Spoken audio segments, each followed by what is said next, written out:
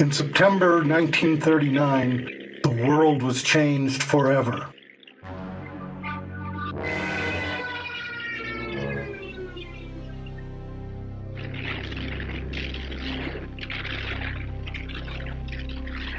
Germany's unprovoked blitz on Poland tore one terrified little Jewish girl from the safety of her happy life in a beautiful Warsaw neighborhood and set her on a path of profound challenges that would last her entire life. With her parents, 4-year-old Miriam Brisk began her death-defying journey to survive what would later become known as the Holocaust. Aided and inspired by the partisans who fought against impossible odds, as well as her indomitable spirit and determination, Miriam confronted a myriad of life-threatening challenges and turned all of them into personal victories. Miriam's 80-year journey is recounted in her new book, A Victory for Miriam, the Little Jewish Girl Who Defied the Nazis.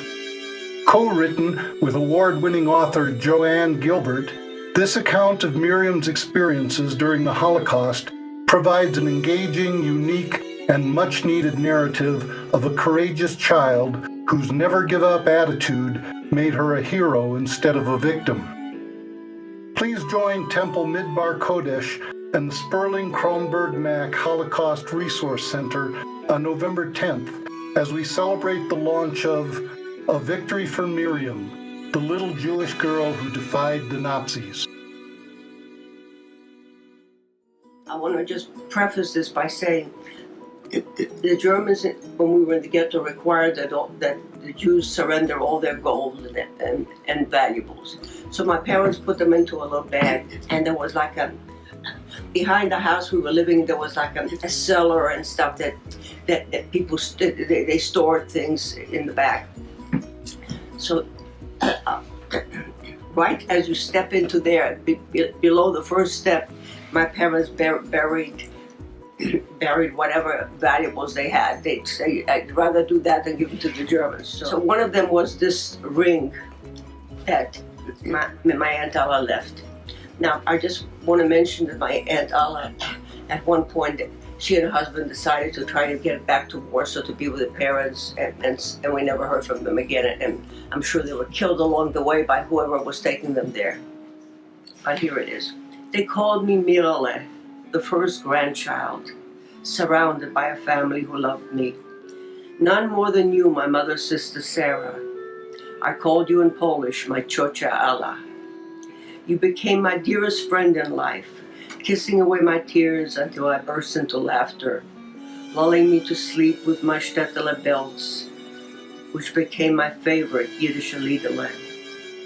I liked how smooth it felt against my skin when you held my hand as we strolled in the park. Those happy years were the calm before the storm.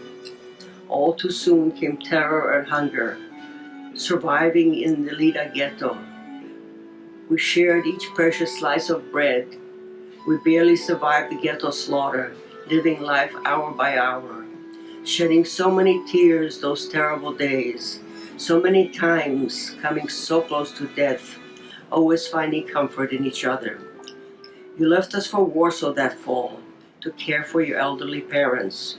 We pleaded, we have suffered so much together, don't leave us now, please don't go.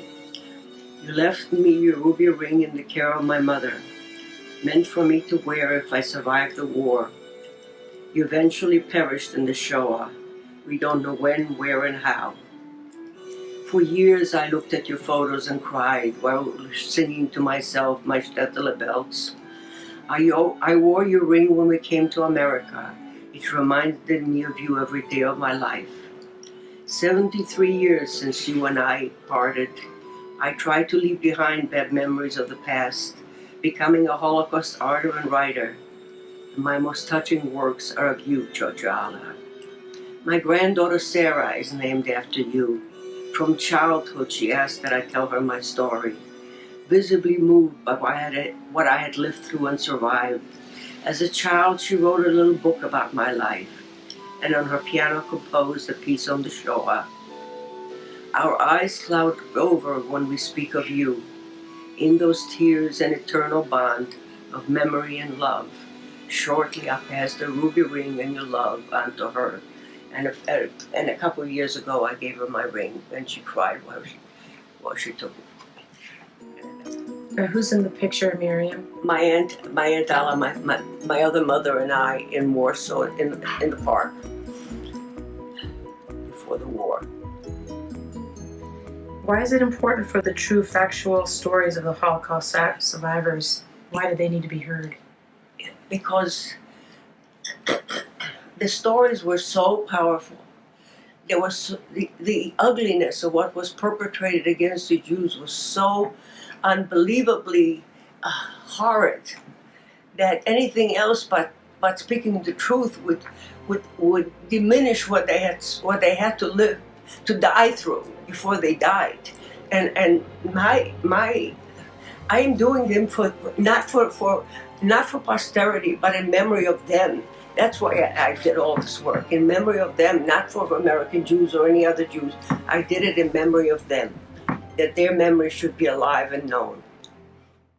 I'm very, very pleased that Joanne has written this book. It was an interesting endeavor. I wrote it from my perspective, and then she put it in her words to make it accessible to middle school children. And we worked like this for a couple of years. And it's a book that needed to be written, but that I never had that experience, and I wouldn't know how to write it. And so I'm very pleased that it was written and it reads beautifully, and that it's coming out now. And I know because if I could travel, traveling is very hard for me. If I could travel, I would go till my back started going. I used to visit museums and give talks and other things, but it's hard for me to do this right now.